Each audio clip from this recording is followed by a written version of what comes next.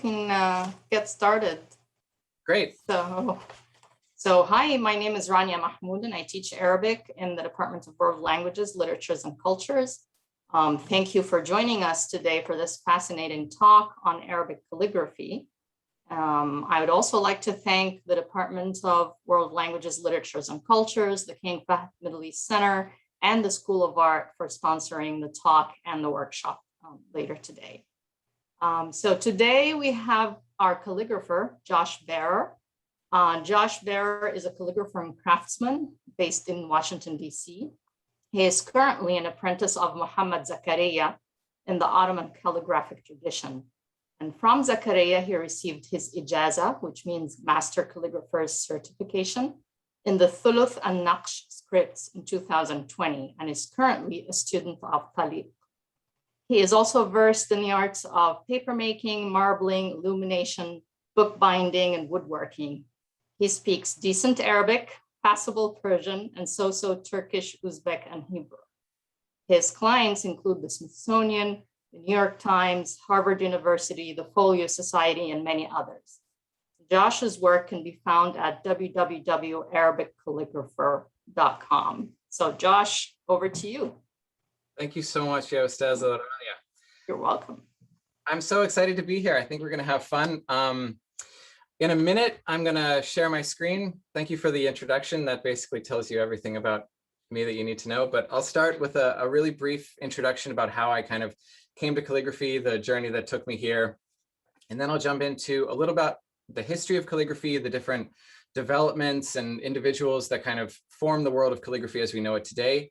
And then we'll kind of go quickly through the centuries to see like what took us to where we are today and what it's like to be a professional calligrapher in 2021, and what do we do and how do we make a living and what's the community like and all of that. So without further ado, I'm going to share my screen and we'll jump into it.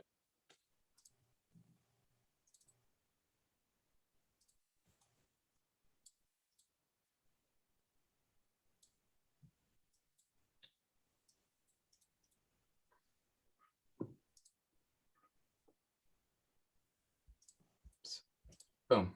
Okay, you guys see everything? Yes. Great.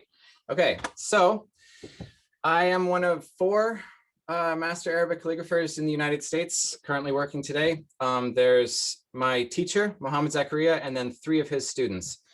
So Muhammad Zakaria is, I'll talk about more about what he means and who he was and who he is. He's the founding father of Islamic calligraphy in North America.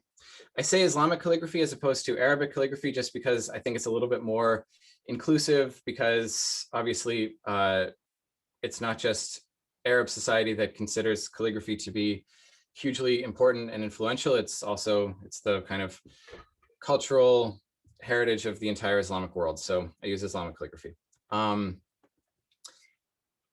I came to calligraphy from a number of different directions when I was, this is just to show you that not all calligraphers look like wizards.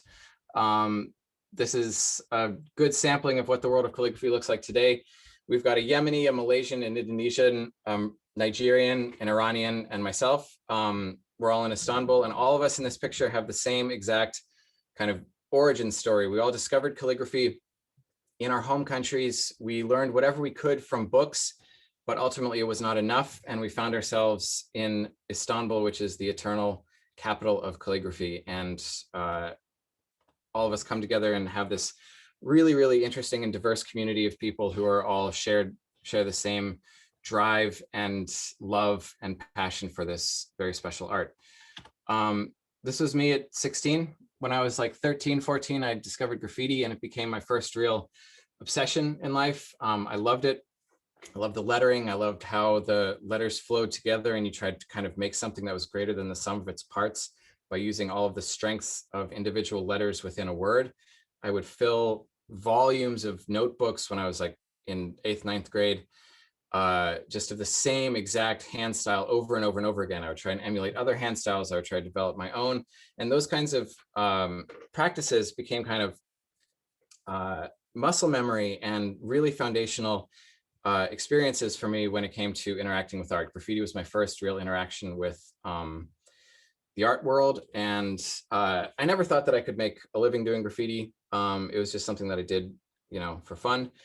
And then I grew up in Canada, and I moved to America when I was 16 in 2001. And then about a week and a half after school started, September 11th happened, and the whole world changed, and the whole kind of global paradigm shifted. And by the time I graduated high school, we were invading Iraq, and I decided I wanted to learn Arabic. And so I went to school to study Arabic, and I managed to study abroad a number of times. When I was an undergrad, I studied in Jerusalem, I studied in Jordan, I studied in Istanbul. And then after I graduated, I moved to Yemen. And in Yemen, I lived for a year just studying Arabic every day. On the first day of Arabic class, when I was a freshman, the teacher put a video of someone writing calligraphy up on the board. And I thought, that's the coolest thing I've ever seen in my entire life. I want to learn how to do that. So I went to the library, and I went to Michael's, and I got a calligraphy pen. And I didn't know at the time, of course, that English calligraphy and Arabic calligraphy use totally different materials. And you actually can't buy the materials for Islamic calligraphy in any store in America. And the kind of pens that they sell at the art store aren't what you need for calligraphy in Arabic. So it was frustrating, because I would try and copy these pictures in books, but I didn't know that I wasn't using the right kind of materials. And there's literally, at the time, there was no information in English on the internet, and very little in Arabic. Most of the information was in Turkish, and I didn't speak Turkish at the time. And so it was, just really a shot in the dark trying to figure out what I was doing. And so this whole time that I was in college studying Arabic became my next real obsession in life. I was practicing calligraphy and trying to do it on my own, but I didn't have a teacher. I didn't have anyone who was able to show me the mistakes that I was making. And without a teacher, what I learned is that you actually can't progress in calligraphy. You can't learn what you're supposed to learn and get on the path that you're supposed to be on if you're just teaching yourself. It never works. And so this is my room in Yemen. And so on the right hand side, I would study Arabic vocab, and on the left, I would write calligraphy. And my teacher there was a lover of calligraphy. He wasn't a calligrapher himself, so he couldn't really show me what to do. But he would give me assignments every day, a hadith or a line of poetry or a saying, and I would write it for him in calligraphy. And it just got me writing every day. And then after Yemen, I was in Yemen for about a year, and then I bounced around the Middle East for a number of years after that. And then I was in Turkey. I was living in Istanbul, and I managed to get an audience with this guy. This is Ur Derman. He's the greatest historian of calligraphy alive. He's our link to the Ottoman past. He was trained as a master calligrapher. He stopped doing calligraphy in the 60s to become just a historian of the art. And he was present with a lot of the great calligraphers of the early 20th century and heard their stories from the horse's mouth, and is able to kind of give us this very direct and serious link to what we consider to be kind of the greatest age of Islamic calligraphy, which is the late 19th and early 20th century. So he took me and showed me his personal collection, which at the time was it was in development. Now it's its own museum, but he just took the day to show me, like, he really took me under his wing and showed me all these different amazing texts. And he told me that if I was serious about calligraphy, when I got back to America, I should look up Muhammad Zakaria. And it took me a couple of years to do that. I went to grad school in Indiana. And when I was in grad school, or when I was in the Middle East and before grad school, I was keeping a blog. This was the pre-Instagram days. So I was writing this blog about just my experiences and travels and observance that I made. And I would post my own calligraphy. It wasn't good calligraphy, but it was, it was modern stuff. I was reading a lot of like Palestinian poetry, and I would draw from that. And then one day I wrote this kind of snarky blog post about people who got incorrect tattoos in Arabic.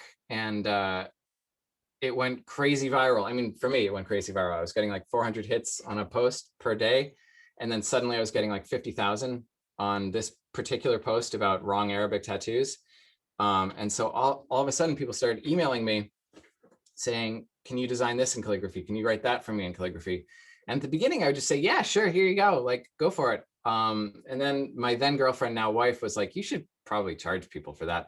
And so I had like 6 months between when I was back from Yemen and when I was in Yemen a second time, when I was back from Yemen and before grad school started. And so I started this website to design mostly tattoos for people in Arabic, just like whatever people asked. And I was in grad school for 2 years. And then by the time 2 years was up, it was clear that calligraphy was my main thing and grad school was on the side. And I didn't really want to do what I had gone to grad school to do. And so I moved out to Washington, D.C. To study with Zachariah. And that was 2012. And so I've been studying with him for the past 9 years. This September is like 9th year anniversary. And so, yeah, I continued to do the tattoo design thing on the side, but my studies with Zachariah became more and more serious, and it became more and more clear that there was never going to be any other career for me. And so, yeah, that's kind of how I came to it. When I was in grad school, I also started mucking around with the kind of traditional preparation side of things. So dyeing paper, making ink, learning the kind of the nitty gritty of the material side, because here in America, as I'll talk about, one of the biggest challenges for us is the complete and utter lack of any kind of traditional materials available in stores. So if you want to do this thing and you want to do it right, and you want to do it the way that it's been done for a long time, you really have to make all of the materials yourself. You have to be in control of every aspect of the equation, because you're not getting any help from anywhere else. If I was in Istanbul, I could walk into any art store and buy the tools, the pens, the paper, the ink, all of it ready-made, ready to go. And when I was done with a piece, I could send it off to a binder and an illuminator who's going to turn it into a finished product. Here in America, we don't have illuminators, we don't have marblers, we don't have all of those kind of ancillary artisans that are going to help a piece of calligraphy come together. They don't exist here. So you have to be in charge of it yourself if it's something that you want to see in your own work. So that's Zach Hoja, we call him Zach Hoja, and me working on my Ijaza piece, which is, I'll talk about that whole process later. All right, I'm going to talk a little bit about the history of calligraphy and how it came to be and the different styles and developments that happened. I'll get back to my own kind of the curriculum that we use in calligraphy towards the end of this. But yeah, so this is what the Islamic Empire looked like around the death of the Prophet Sallallahu Alaihi Wasallam in 632 of the Common Era. That his death sent the community and this now relatively large empire into a state of crisis, because the Quran as we know it did not exist at that time. There was not a single volume that listed the surahs in the way that they're listed today, that had the order of the chapters. The Quran existed across a number of different media, from banana leaves and camel bones and pieces of wood to primarily the memories of the believers. There would be a crew of people that would memorize the revelations as they came. They would check with each other to make sure that they all memorized it the exact same way. And then they would pass it on to other memorizers. And so at the time, it was an oral tradition, and there was no single volume of the Quran that could be passed around to all these new believers that were entering the religion. That was a major problem. And so there was a committee that was formed to codify and collect the Quran into a single unified volume that was agreed upon. And it took until the third Khalif for this process to be finished. It took a number of years. And when it was done, so that's the Khalif under Uthman bin Affan, 654. This is not one of those versions. Once they had one that they all agreed upon was the official version, they wrote a number of copies and then sent it to all of the capitals of the new empire, the major cities, with instructions to burn what was there before, because they knew that if there were any little discrepancies in the text, that would create major strife and fitna later on. And so that happened. The ones that were there prior to the arrival of the official version from, I don't know if it was Medina or Baghdad at the time. In any case, when the original version arrived, all the other versions were burned, and this became the official version. One of those Qurans, the Ottoman Quran, still exists. It's in Samarkand in Uzbekistan. At the time, the Arabic script looked really different from what we know today. A lot of scholars or people will tell you that there was no Arabic script prior to the coming of Islam. There was. It just looked pretty different. The dots that we consider to be the kind of that give the letters their sound and define the letters, they were optional at the time, and they were ultimately very quickly hard-coded into the letters with the coming of Islam, because there could be no ambiguity as to the meaning of words. And if you leave the dots out, then certain words have ambiguity. They could mean different things. So that disappeared after the coming of Islam. And this is what we call Old Kufic or Musaf Kufic. This is the first real script to use to write the Quran. If you look at Qurans from the 7th and 8th century, this is the script that they would use. They could be incredibly beautiful versions like this. It's called the Blue Quran. This is a indigo dyed vellum with gold text. But what you'll notice is the script doesn't look like the way that we consider Arabic calligraphy to look today, with a lot of kind of interactions with the letters. The letters are all kind of by themselves. They don't really interact with the letters around them. They're kind of separate by themselves. And obviously the most important visual element of these pieces is that they're completely justified rectangles. So they'll even split a word in the middle, and if there's a break in the word, they'll start it on the next line just to maintain that that justification. It could be huge text, like in the version we saw earlier, or it could be quite small text. This is in the University of Michigan archives. So, you know, it really ran the gamut in terms of size, but it was also often written on parchment, which was another development that went by the wayside relatively quickly, simply because, I mean, that's a lot of goats right there. That's a really expensive project to kill, skin, and prepare that much parchment for a Quran. Paper is much more economical, and paper became the main material that we use for calligraphy relatively quickly. So within 200 or 300 years, most Qurans were written on paper. Within this umbrella of Kufic calligraphy, which is actually something I disagree with, it implies that first of all, it implies that it comes from the city of Kufa, which maybe it did, maybe it didn't, but it was certainly written all over the early Islamic Empire. It also encompasses a number of different scripts, which at the very least is imperfect in its description. So anyway, but we're stuck with it. So this is Kufic, this is Square Kufic, and Square Kufic has a really interesting history. It was never a calligraphic script, i.e. a script that was written with pen and ink on paper. It was designed for architecture, because if you think about it, and you want to get calligraphy on the wall of a building, you have two options. You have calligraphic script, like that blue band that's kind of running through the middle of the picture. And that involves a calligrapher writing the script and then passing it to a ceramics workshop that's going to meticulously copy it in sequence onto a number of tiles. Those tiles are going to be fired and glazed and then loaded onto a cart in sequence, taken to the job site, taken up to scaffolding, and put on the wall. And if the one tile shatters in that process, you have to figure out, it's a huge pain in the butt. You have to figure out exactly what was lost, remake it, refire it, reglaze it. It's way easier just to create a script that you could write with square tiles at 90-degree angles and make it really big on the side of buildings using that style of calligraphy. So this was another early development because, again, one of the main vehicles for calligraphy, not just in the early period, but throughout its entire history, was big infrastructure projects on behalf of the court. So the king would sponsor, or the ruler of whatever town would sponsor the building of a massive mosque in the center of town, and they needed calligraphy to decorate it.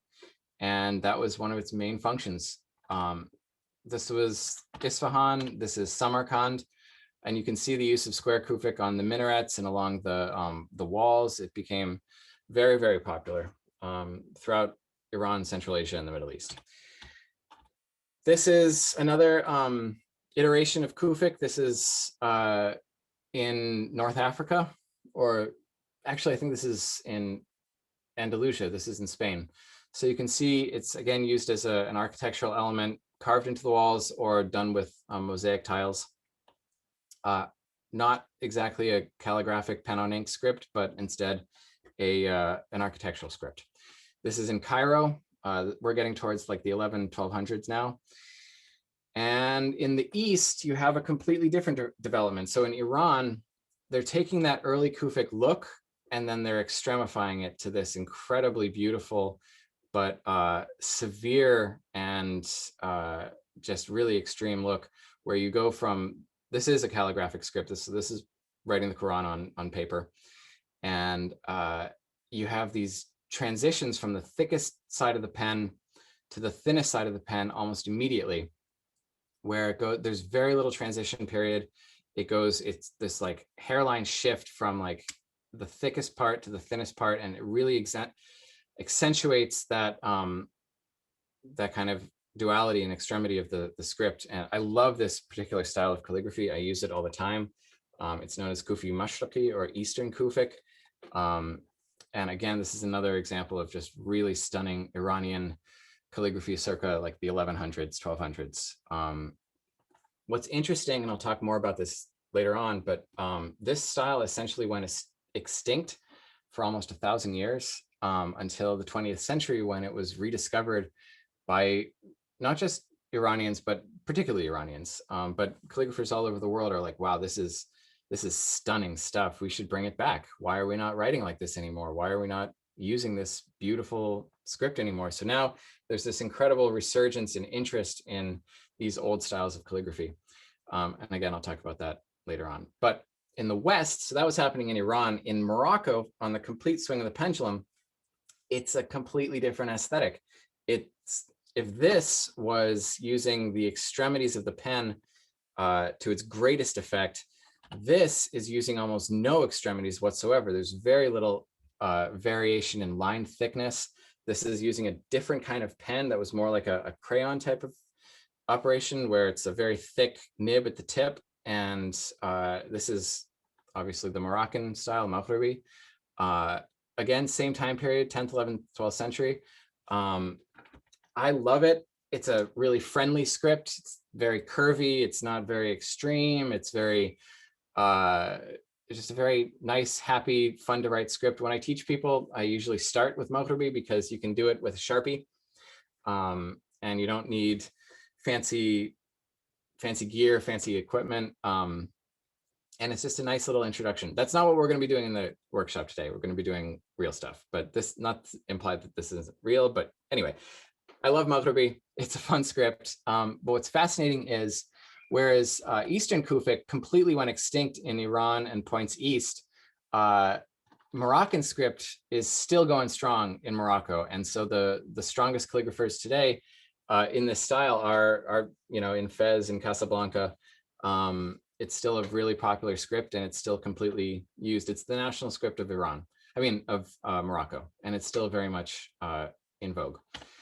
And then what you start to see happen in the early days, in like the 10th century, 11th century, is a shift between this kind of disconnected and everything in its own place, very apart from one another lettering that we saw earlier, to a script that really interacts with the letters are starting to really interact with one another. You see the stirrings of composition with letters stacking and cradling one another. You start to get closer to what we today consider to be kind of normative Arabic script, something that looks cursive and fluid and curvy and not super angular and rigid and hard. So we go from this to this. This was happening in Baghdad, okay? So Baghdad was the capital of the calligraphic world until basically the sack of Baghdad in 1258 by the Mongols. There were 3 individuals that really shaped calligraphy in its early period into what we know today, such that they gave calligraphy gifts that we're still working on today. They invented things and concepts that we consider to be the central aesthetic foundations of the art, and they remain that way in the 21st century. So Ibn Muqla kind of started the game. He was a brilliant, like Rain Man level brilliant with math, vizier of the Abbasid court. And then his daughter, I should mention, by the way, that these are all men, but in between these individuals, there were women who kind of took the torch and passed it on to the next generation. So Ibn Mukla's daughter trained Ibn al-Bawab. All of these guys were not necessarily ethnically Arab. They were obviously Arabic speakers because they were based in Baghdad in the Abbasid court, but Ibn Mukla and Ibn al-Bawab were both from Iranian families, and Yaqut al-Mustasimi was a Macedonian slave who was captured as a young age and brought to the court. They each brought a series of developments that one built upon the next. So Ibn al-Bawab took the ideas of Ibn Mukla and refined them, and then Yaqut al-Mustasimi took the ideas of the previous two and brought them to their kind of fruition. Those ideas were, number one, the creation of what we call the 6 scripts. So Aqlam as-Sitta, there was actually a 7th script that basically faded from use, but it existed, even though nowadays we just talk about the 6 scripts. So these were the scripts that any calligrapher was trained in up until the 20th century, basically. Muhakkak, they come in pairs. So sulus and nesikh, so bottom right, top left, they're paired. Muhakkak and Rehani, they go together. Rehani is essentially small muhakkak. And then Tawqi and Ruqa. Some of these kind of faded from use, specifically Rehani, Tawqi, and Ruqa. Muhakkak stayed in certain functions, but not as a primary script. Sulus and Nesikh became the main scripts that we use. So they remain to this day. But those are inventions of the 8th century, or the 9th century, I mean 10th century, sorry, with Ibn Mukla. So these scripts came to be in like almost 1,000 years ago. So we talked about the shift from rigid and kufic to cursive and fluid. That's another major development of these 3 Iraqi Abbasid calligraphers. And then we've also got the creation of the measurement system, which is absolutely fundamental, critical, most important thing in calligraphy. This measurement system allowed us to give the letters proportions based on the size of the pen that writes it. So each pen creates a dot, one of these diamond dots.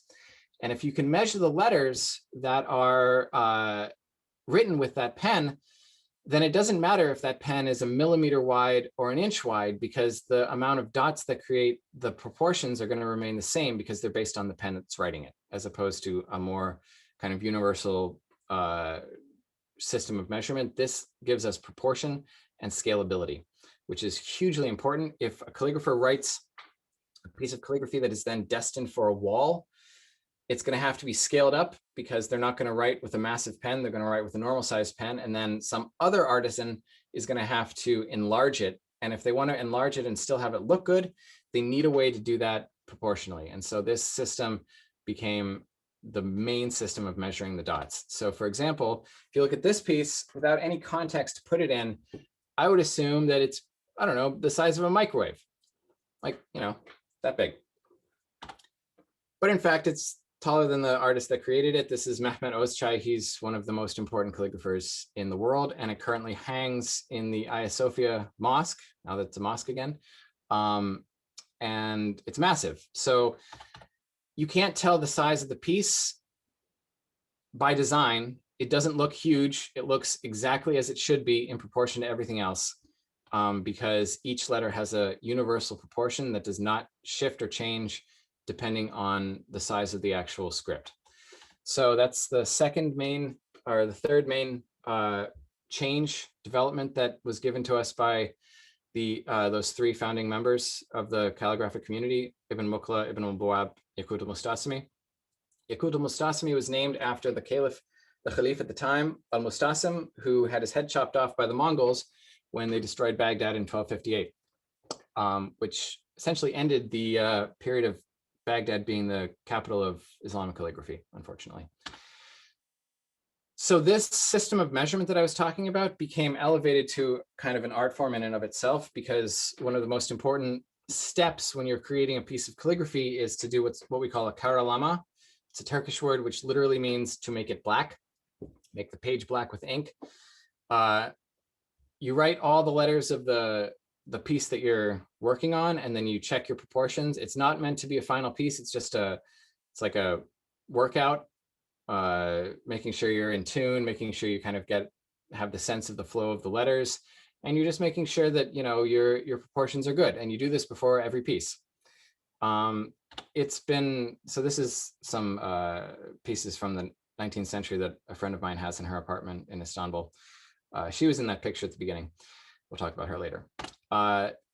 People elevate this. In the 20th century, it became elevated into an art form in and of itself. So people realized that these practice sheets that calligraphers would do, this would normally just be, you know, thrown away after the piece was done. This guy kept his because he recognized that it was kind of historically important, and he was a historically important calligrapher. Hassan Rizzo was his name.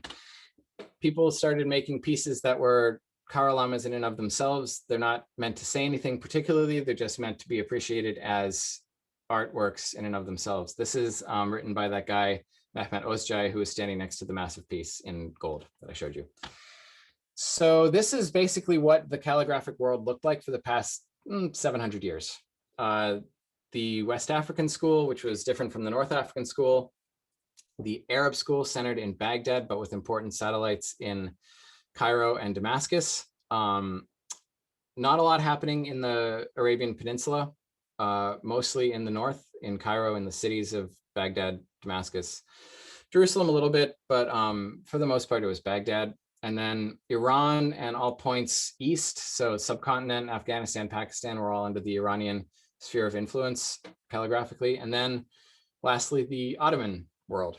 So we talked about North Africa with the North African Maghribi script. This is like 3 years ago. This was written by a calligrapher maybe 3 years ago. So you can see very little change, still that same happy curvy script with not a lot of variation in line width. So it's remained basically the same throughout the years.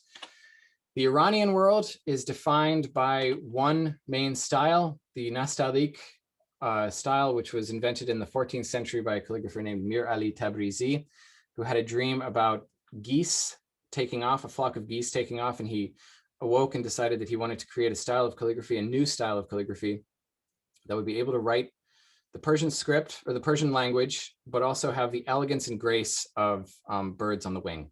And he spent the rest of his life doing that. And it's his great gift to the Persian-speaking world. It is fundamentally, intrinsically tied to the Persian language. There cannot be one without the other. It is the physical manifestation of the Persian language. This is the Ottoman interpretation of it. Students of a very prominent Iranian calligrapher went to Istanbul in the 16th century, set up shop there, and the style kind of calcified there and developed into its own uniquely Turkish variant. It continued to develop in Iran, and so nowadays, hundreds of years later, the Turkish variant of Nastaliq is called Taliq, and the Iranian Nastaliq is very, very different from its Turkish counterpart. So you can see this is in Pakistan. The script is so intrinsically important to writing the alphabet in Urdu and in Farsi that it's used for, you know, signs, road signs, shop signs all over the place. Which brings us to the Ottoman Empire. And that's really where calligraphy found its forever home. It was elevated to new heights in Istanbul specifically, and achieved a status that was never really equaled in any of the other parts of the Islamic world. I didn't speak at all about the West African style of calligraphy because I know literally nothing about it. It's not my sphere of influence, and so I don't feel comfortable talking about it. So we're going to talk about the Ottomans because that's what I'm trained in. So this is Rabbi Yasser wa la tu'assir Rab Tammam bil khair wa bihi. This is a dua, an Arabic prayer that says, Lord, make it easy, don't make it difficult, Lord, make it end well. And this is the gateway to calligraphy for the past 600 years. This was the first lesson that I received from my teacher, Muhammad Zakaria, when I started with him in 2012. It was the first lesson that he received from his teacher, Hassan Chalabi, in 1985. And it was the first lesson that Hassan Chalabi received from his teacher, Nazif Bey, in the 60s. Nazif learned from his teacher, Abdullah Hadbahtati, also with Rabbi Yasser, and it goes back through the centuries. We could trace that lineage back to the 1500s, and it all starts with this particular verse. The reason is because of a very specific history. In the Ottoman Empire, everyone had to have a craft, a trade. This was written by Sultan Abdul Majid. Being a sultan was not a trade. They had to have their own craft as well. So most of them chose like the gentlemanly types of crafts, like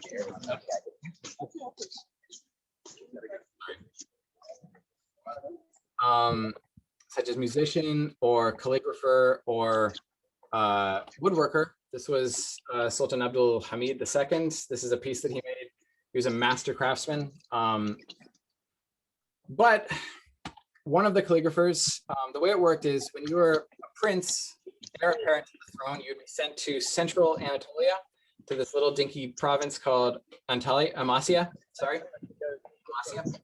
and you would play governor. You would be the governor when you were 16, 17, and it would train the sultan for the prince. Someone's got their thingy on it. I think it's Daniela. Cool. Sorry. Anyway, so the prince who would become the Sultan Bayezid II was sent out to this province in Amasya, and he was going to be a calligrapher for his trade. And when he was in calligraphy class, he made friends with another student who was the son of the sheikh of the village. So the son of the most important religious figure. They became fast friends, and they became lifelong friends. His name was Sheikh Hamdullah al-Amasi.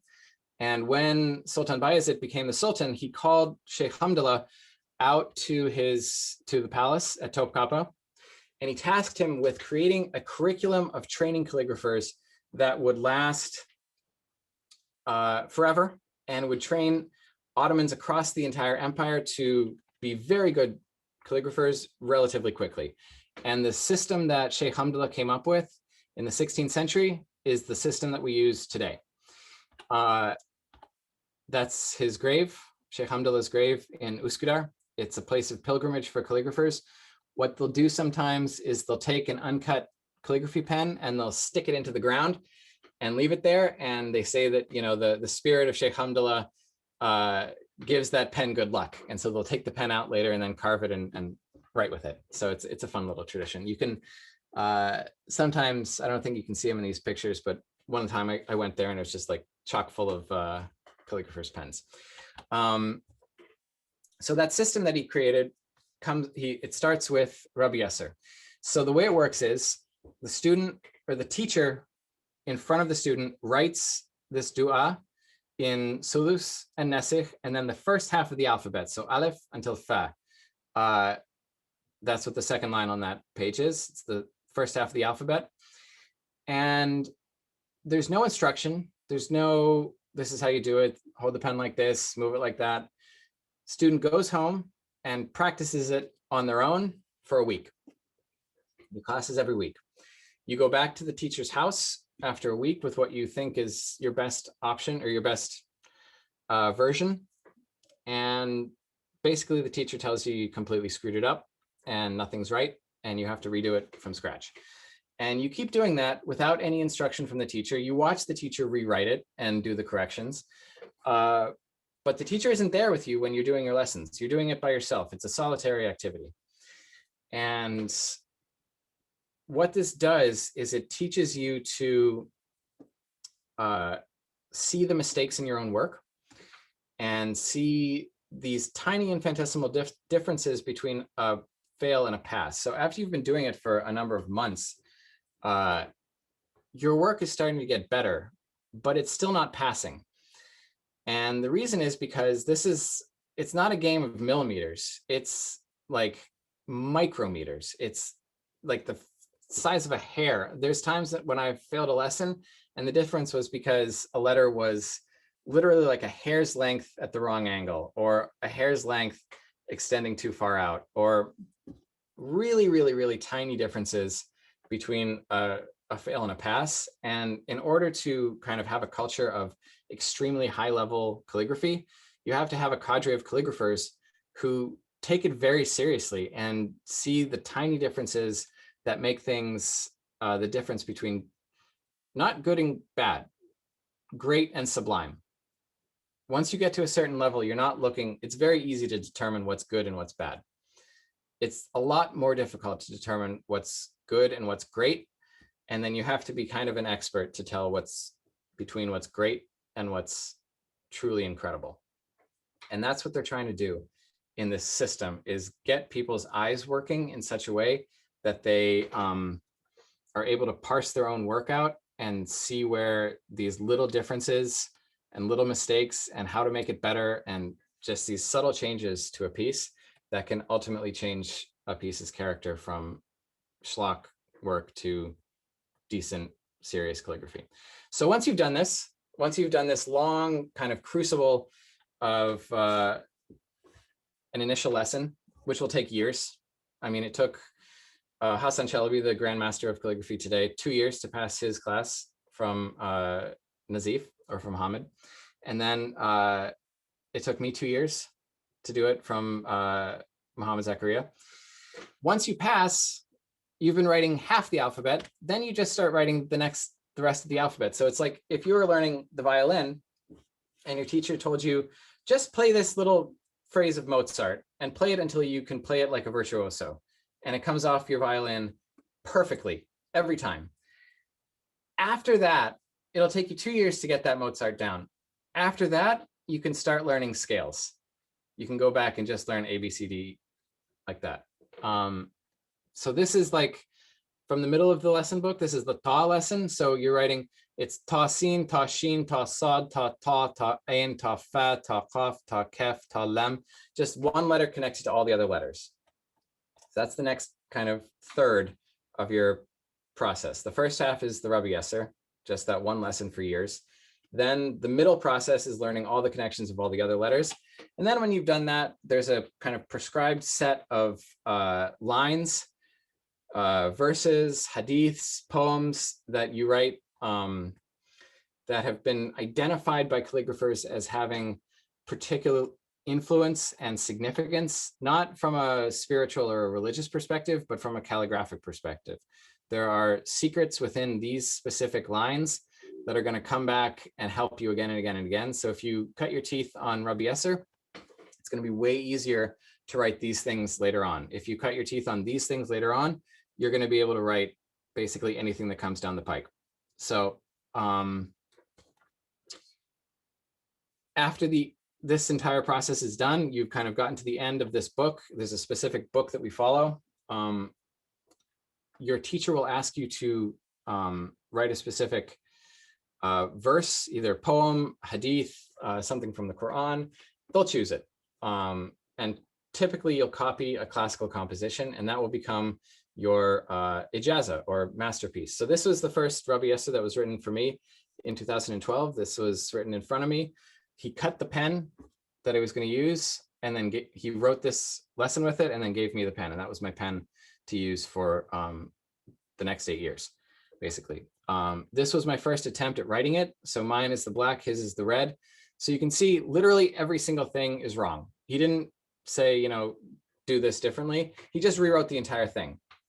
There was some kind of explanations above and below, like how to make things happen. But for the most part, the instruction is occurring as you're watching your teacher write the correction. So you're looking at his hands to see what they do. And at some point, they're doing something different than your hands. And you have to figure out what those things are, and you have to figure out how to replicate them at home. So this was somewhere in the middle. You can see the lam aleph. There's that looks like a, I don't know, clock or something in the middle there. He said, mine is too wide. It goes too far off to the left and not far enough off to the right. So it needs to come in together. Again, he's just rewriting the entire thing. because most of the things are wrong. So this was probably, I don't know, 3-4 months in. So I just go to his house and I sit next to him and I watch what he's doing while he's writing my lesson. 2 years later, this was the Rabbi Yosef that I wrote that finally passed. And I turned it into a little piece because I was also learning marbling at the same time. And, anyway. So when you get your ijazah, this is an ijazah from the Ottoman period. Along the bottom there's these 3 bubbles. This particular student had 3 major teachers, and each one of those teachers is giving them an attestation that they have taught them, they have learned the thing, and they can sign their own work and teach students as they were taught, and then the teacher will sign it. I am his teacher, so-and-so, and I am a student of so-and-so. So it gives it this kind of lineage and legitimacy that's propped up by the fact that they were taught by someone who was taught by someone who was taught by someone. So all of these people, these 3 calligraphers along the bottom, are giving this guy ijazah to teach and write in the way that he was taught. And when he finally has a student that makes it across the finish line, he will do the same thing. So this was my ijazah. Usually it's just the one piece, but my teacher is a stickler and he wanted me to do something a little bit more complex. So it was a 7-page manuscript. It's a poem praising the Prophet that starts with each letter of the alphabet. So it starts Aleph, Ba, Ta, Tha. So it goes through the entire alphabet. It's been a favorite of calligraphers for a long time. And the version that I did was a copy of a calligrapher named Shevki Effendi, who is one of the most influential calligraphers of the late Ottoman period. He's the kind of style that we copy. If we're trying to, emulate a calligrapher from the past, usually it's Shevki Effendi. So I was copying his version on that. And then, so this is some of the internal pages from my ijazah. It took me, I started working on the text of it in like November of 2019. And then I went to Istanbul that winter and had the teachers in Istanbul really go over it with a fine-tooth comb. And then when I got back, I rewrote it, I don't know, 6th time. I probably wrote it 4 times when I was in Turkey. And then when I got back, I showed it to my teacher. We went over it a couple of times and then he said, okay, I'd like this to be your ijazah piece. So I noticed that you're using paper that you got in Turkey. You can't use that. You have to dye and ahar your own paper. You have to prepare the paper yourself. So get on it. So I dyed the paper. I prepared it for calligraphy. I'll tell you how that goes later on. Wrote the calligraphy a couple of times. We went over it, maybe 2 or 3 times per page. And then I did they're called koltuks, which are the little rectangular illuminations in the middles there. And then I did the ahar and then put it all together as a book. And this is the ijazah that he wrote for me. It basically says, Bismillah ar-Rahman ar-Rahim, name of God, the Beneficent, the Merciful, peace upon the Prophet. One of the pleasures of being a teacher of the art of calligraphy is having a student who is hardworking and takes his lesson seriously and blah, blah, blah, and finds the pleasure and love in this lofty art. And likewise, I have commissioned my student to make this maraca or bound folio. And I give permission for Josh Berer to write his name under his work. May God increase his life and his knowledge. I am his teacher, Muhammad Zakaria, and I am one of the students of the Sheikh of Calligraphers, Hassan Chalabi. So that's what that says. Let's talk a little bit about the styles of calligraphy, and then we'll talk about what the world of calligraphy looks like today. So this is thuluth, or sulus, as it's called in Turkish. In my opinion, and in the minds of many people, this is the most elegant style of calligraphy. It's the most regal. It's reserved for inscriptions on buildings, on chapter headings for the Quran. Bold, confident, elegant text that is crystal clear. So this is what we call sulus adi, or normal sulus. This is the beginnings of what we call jelly sulus. So the letters are stacking and forming compositions. It's used in architecture, like I mentioned. So this is around the cupola of a major mosque in Istanbul.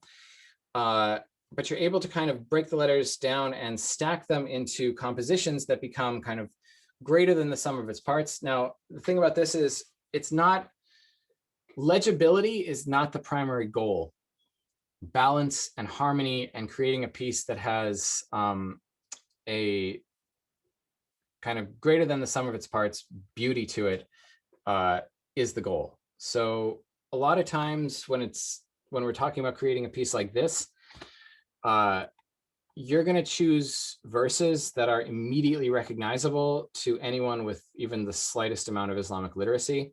So they're not going to have to scratch their heads about what they're saying. It's going to be a verse that is recognizable, usually from the Quran. And so you get the first couple of words and then you know what the entire thing says and you see it. You're not straining to figure out what it says. This is by Sami, or this is Nazif Effendi, sorry. This is Sami Effendi on the right and Nazif Effendi on the left. Two of the greatest Ottoman calligraphers, again, exemplifying this Jelly Sulus style of calligraphy. So it's compositional as opposed to straight legibility. And it allows you to fill spaces that you normally would not be able to fill with straight linear text. So Sulus, Jelly Sulus, Nasr. So this is the other style that I was learning from Zakaria. This is the body text of the Quran. And if Jelly Sulus that we just looked at is about the kind of impact that the visual has on you as a whole, Nasr, this style, is all about strict legibility. The most important thing here is that it has to be crystal clear text, because this is the script that was used to write the body text of the Quran. If you open a Quran, flip to a random page, this is the script that's going to be used to write the words. It was a watershed moment in the development of calligraphy when this script came about, because we talked about how parchment was really expensive. Well, paper is also not cheap, especially when it's handmade and hand-treated paper. And so if it takes a page of sulus to write, like a massive 3 foot by 4 foot page to write one chapter of the Quran or one page of the Quran, because of the nature of the script is so big, your Qurans are going to be huge. They're not going to be super portable. They're not going to be something that you can just plunk down on a couch and read for half an hour. They're going to be some things that sit on a massive stand in the front of the mosque, and a professional reciter will read from it and the congregation will hear it, but they're not being taken home in your bag. With the development of Nasr, you were able to make the size of a Quran a holdable volume in your hands, like a normal sized book, because you could get the entire page, you could get pages that were legible and written small. And that not only cut the cost of Quran production down, because you were no longer having to use huge pages, it also allowed the middle class to own a copy of the Quran, which historically was not possible. So people would go to the mosque and they would hear a reciter reading the Quran and they would memorize it. But earlier, it was not common for people to own a copy in their house unless they were super duper rich. With this, you could buy, the Quran is divided into 30 juzas, or like equally spaced pieces. You could buy one juzah, every month, and 30 months later, you would have the entire Quran on your desk, and you could take it to your place of business and read it when things were boring or slow. And it really changed the way that people interacted with the written word, this development of this script. It's one of my favorite scripts. It's often paired with sulus in what we call a kitta. So this is a kind of mainstay of the Ottoman tradition, is a piece of a folio of Islamic calligraphy that has a line of sulus across the top. And then several lines of nasakh down below. So I'm going to speed up a little bit because we're going slow. Again, more beautiful kittas from the Ottoman tradition, sulus across the top, and then several lines of nasakh down below. These would be bound in a volume that was kind of an accordion bound folio, similar to the ijazah that I made. That was a really common way of presenting calligraphy in the Ottoman period. Again, this was done by the calligrapher himself, Hassan Riza. It was uncommon for calligraphers to do the illumination as well, but every now and then you had someone who would. By the end of the 19th century, there was an incredible scene in Turkey. There were artists in all the different fields related to calligraphy, but also calligraphy themselves. So this is the three guys sitting on the bottom are Necmettin Okyay, who we'll talk about, Kamal Aktik, who was the sheikh of calligraphers at the time, and Ismail Haki, who was an amazing artist, an illuminator, a calligrapher, and one of the directors of the main schools of Islamic arts and calligraphy. But then what happened? The Turks, after the formation of the Turkish Republic, they ditched the Arabic script for the Latin script because, well, it represents the Turkish language probably better, because this poster is a propaganda poster for what the words looked like in Arabic. You can see they're all the same, but in Latin script, they represent three completely different sounds. So it just kind of works better. But what that meant was calligraphy was no longer needed by graphic artists to make business cards and shop windows and all the different other tasks that graphic artist and calligrapher would use. And so suddenly by the 1960s, the class of calligraphers, which was a major trade under the Ottomans, had completely evaporated. And it was relegated exclusively to the world of art. And because of changing aesthetics and mentalities in Turkey at the time, people didn't want that much Islamic calligraphy on their walls. They wanted paintings and photographs. So with kind of eye to Europe. So by the 60s, there were really only 3 master calligraphers working in Turkey, and they each had, there were 3 teachers and 3 students. And those 6 people kind of saved the art of calligraphy single-handedly. So they were Hamid Aytaç, Mustafa Halim, and Necmettin Okyay. All of them were amazing artists, but for me, Necmettin was kind of the star among them, because he wasn't just a calligrapher, he was also an incredible paper marbler, bow maker. He bred roses, his own species of rose. He was what we call a Hezarfen, or a master of 1,000 arts, truly remarkable figure. 3 students, they were Ali Alparslan, who was a student of Necmettin Okyay in the Talik script, which is I mentioned the Turkish version of the Iranian national script, Nastalik. Ur Derman, who I mentioned earlier, he's the historian who shepherded me into the world of calligraphy with those 3 teachers, Necmettin, Mustafa Halim, and Hamid Aytaç, and Hasan Çelebi. And Hasan Çelebi is the most important figure in the world of calligraphy today. He is in his 80s now. He is what's called Sheikh al-Khatatin, so the Sheikh of all calligraphers, the grandmaster of global calligraphy. He has single-handedly taken calligraphy from this tiny little burning ember of an art that it was in the 1960s and turned it into a global roaring inferno that it is today. He's trained hundreds of students. Each of them have gone on to train people themselves. So his reach is kind of incalculable. This is him with the president of Turkey. They renamed a massive boulevard in Turkey after him. So it's kind of like if they renamed, I don't know, like Fifth Avenue after a living artist. It's a huge thing. This is the Jamlija Mosque. It's a new mosque construction. It's massive. It completely dominates the skyline on the Asian side of Istanbul, and he's responsible for every piece of calligraphy in it, soup to nuts. It's his great legacy to the Turkish nation going forward. So he taught, this is me when I visit Turkey. So you make your pilgrimage, you kiss the ring, literally. He holds court in Üsküdar on Saturdays, and anyone can go and hear him speak, and then you show him your work. And he has, I don't know if it's Parkinson's, but his hand has tremors, hardcore tremors. And so he like points out the mistakes in your work with a pencil. And then there's a guy sitting in the far corner of the room who's one of his graduated students who will like show you the nitty gritty with red. So you make your pilgrimage when you go as a calligrapher. So anyone who is serious about calligraphy has gone through the training of this guy. So from the right, we've got Mohammed Hobi from South Africa, Mukhtar Ahmed from India. Don't know the next guy. That's Mohammed Ma from Turkey. That's an Algerian guy. Yusha Abdullah standing next to Hassan Chalabi. He's the first calligrapher with an ijazah from the Ottoman school in Nigeria. That's my friend Aisha Ahmed next to him. She's from Virginia, but unfortunately she doesn't do calligraphy anymore. Sad face. And then Salim Hamidi on the far left is Moroccan. So it's a really global scene in Turkey. All of them have come through the tutelage of this giant of calligraphy, Hassan Chalabi.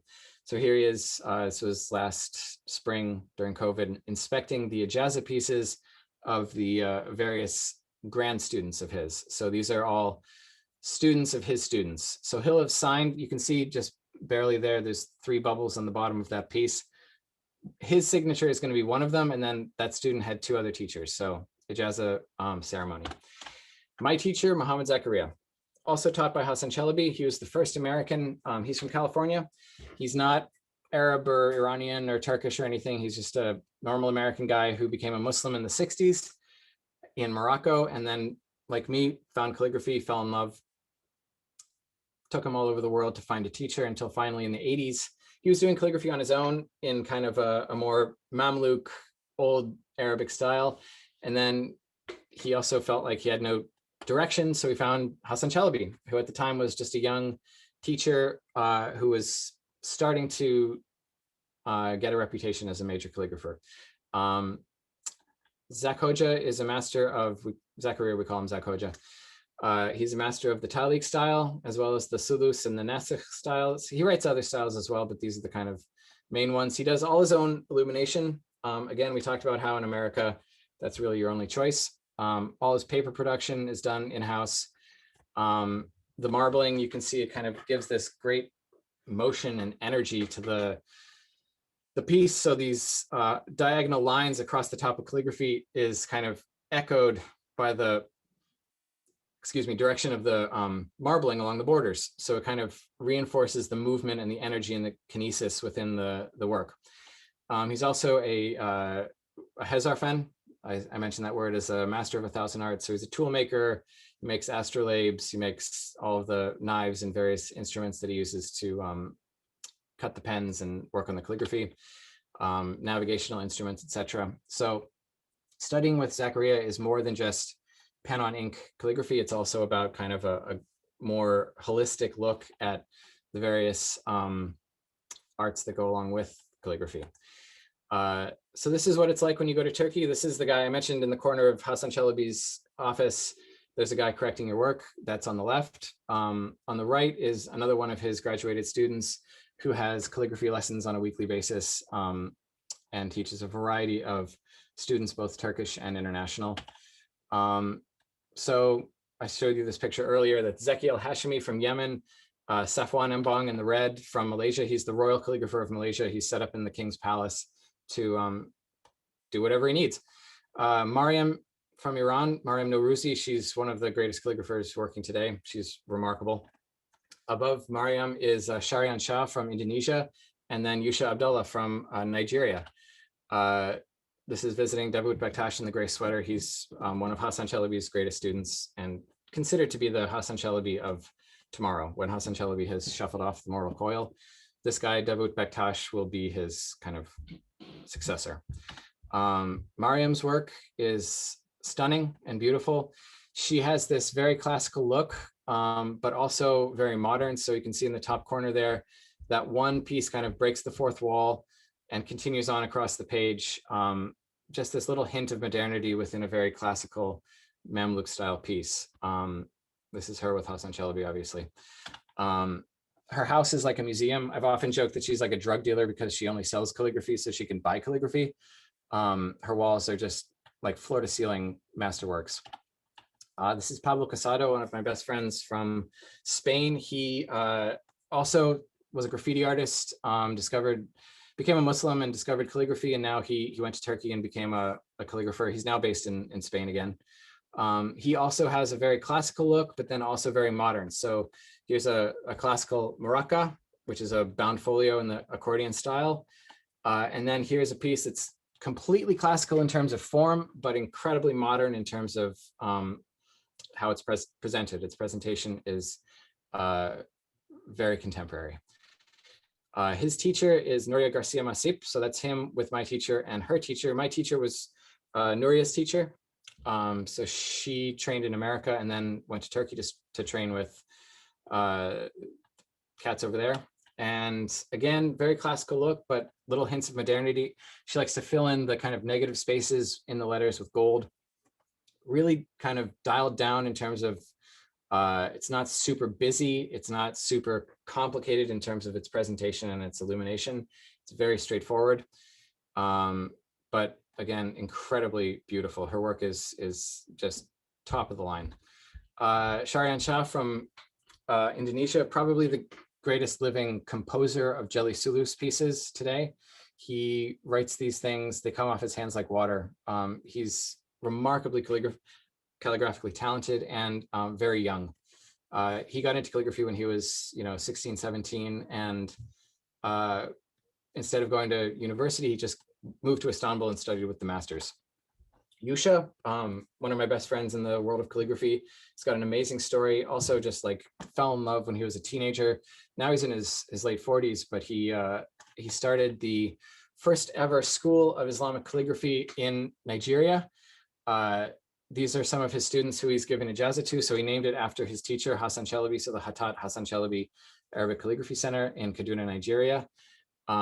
This is a remarkable event in the history of calligraphy. This is the first time that the Ottoman calligraphic tradition has taken root in West Africa, and he has now taught students who are now teaching their own students. So that style and that teaching method is now spreading in a part of the world that it's never spread in before, which is pretty cool. Jassim from Kuwait, there's this movement today where contemporary calligraphers are rediscovering pieces from the past and emulating styles that have been long since deceased. So Jassim is doing styles like Muhakkak and Rehani that have gone essentially extinct from hundreds of years, but again, bringing this very contemporary look to it. So this is Kufi Mashriqi, which we talked about, that very extreme Iranian style of Kufic, but he's doing it in a very contemporary way. So it's classical and contemporary at the same time. Vahid Jazairi from Iran, he's based in Dubai. He has essentially single-handedly reinvigorated the study of Abbasid Kufic or Old Kufic. So I showed you this piece earlier. I told you it was from the 9th century, but I was joking. It's actually from like 4 years ago, written by Jazairi. So again, doing these like big styles, very contemporary looking, but very classical in form.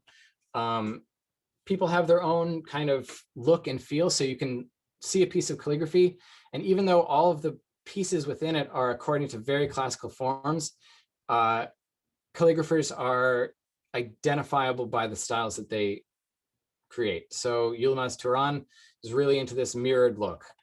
Abdurrahman de Peler, really into yellow on black, classical looking, like Sulus from the 19th century. There's really big pieces being done. There's really small pieces being done. There's a global competition every 3 years. So these old guys at the bottom are like the old guard of calligraphy. They've been in the game for a really long time, and calligraphers will submit their works anonymously, and this jury will deliberate for a number of weeks, and the decisions are unanimous. So what that means is it's all the same verse and it's all the same style. So they'll give you a verse just printed and you have to turn it into a piece of calligraphy. So this is a Jelly Sulus piece that took first place. This took third place. This didn't make it in the door. So first place, third place, not even a contender. In other words, what this means is that this jury is able to identify specific characteristics within a piece that makes it identifiably and unquestionably better than other pieces using identifiable rubrics. So it's not what piece do you like the most, what would look best in my house, what speaks to me the best, like in other forms of art. It is literally this calligrapher made a choice that was the wrong choice, and this calligrapher made the right choice, and it comes together in a better way. and they're able to identify pieces unanimously as being good or bad. And for me, as a Westerner in the world of art, that is, for me, one of the most important and wonderful things about the world of calligraphy is that it's not just subjective anymore. It's not just what do I like? It is objective. There are rules, there are rubrics, there are identifiable markers that make a piece simply better than others. You can't walk into a room of Jackson Pollock paintings and Mark Rothko paintings and say, well, this Jackson Pollock is better than this Mark Rothko painting for identifiable reasons, and here's why. No, it's just, well, I like this more. It speaks to me more. There's an emotional connection here that I don't have to this. That's great, that's fine, but with calligraphy, it's more like math, where it's like, this is an equation and there are multiple right answers, but this is the most right. This is the best. And here's why. So you can look at a piece of calligraphy and tell within seconds, literally seconds, whether or not this person has ever seen a teacher in their life. And if they've seen a teacher, you can tell that. You can tell whether they've gotten to the end or whether they're a good calligrapher, or whether they're still working on it. So this is the competition in Sulus, regular Sulus. This is the competition in Jelly Sulus. Jelly Diwani. This is a really interesting script that has a fascinating history. It was used to write laws and legislation, and all of those dots in there are mainly there for, they're like a security device to prevent someone from coming in and adding language to a law retroactively that would change the meaning of the law. Rania, are we over time? Yes, we're actually 12 minutes over. Okay, cool. Well, we'll pause there. Do we have questions, by the way? I'm gonna stop sharing my screen. We have time. We may have time for one quick question because we're supposed to start the workshop in about 17 minutes. Ah, okay, Yes. cool. Fair enough. But I wanted to thank you for this great journey. It's been amazing. Does anybody have a question? There's a question in the chat. It says, could you elaborate more on the roles that women had in the developing Arab calligraphy? That's a really interesting question. It's a question that I get all the time. We don't have that much information. So first of all, throughout the history of calligraphy, there have been female calligraphers. They haven't really shot up to the top of the art where people are, studying their work hundreds of years later. But there have always been female calligraphers in the 20th century and the 21st century, way more than ever before. If you go to a calligraphy class now in Turkey, it's like 100% women. There's like maybe one guy. When you get to the higher echelons of the art, unfortunately, it starts to be more men and fewer women. But that's changing now. And some of the top names in the art, Ayten Tiryaki, Deniz Bektaş, Nuria Garcia Masip, we saw them. They're major figures and are really moving and shaking within the world, but that's a relatively new development for them to be that, at the highest echelons of the art. Yeah. There's a second part of the question. It says, do you think that the attachment to the sublime in calligraphy made it impossible for Arabic scripts to evolve and adapt to our modern reality, causing a shortage of available fonts? Interesting question. I don't think it's that. I think it's more that the focus was on refinement of what we've got as opposed to development of something new. So there's a lot of new scripts that are being developed, particularly in Iran, and have been for a long time.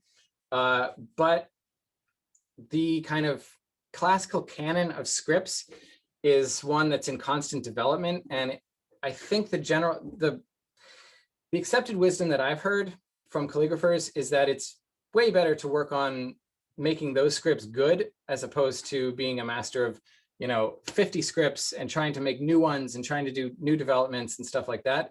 Instead, focus on refinement, and instead of expanding the field, focus on quality as opposed to quantity. Yeah.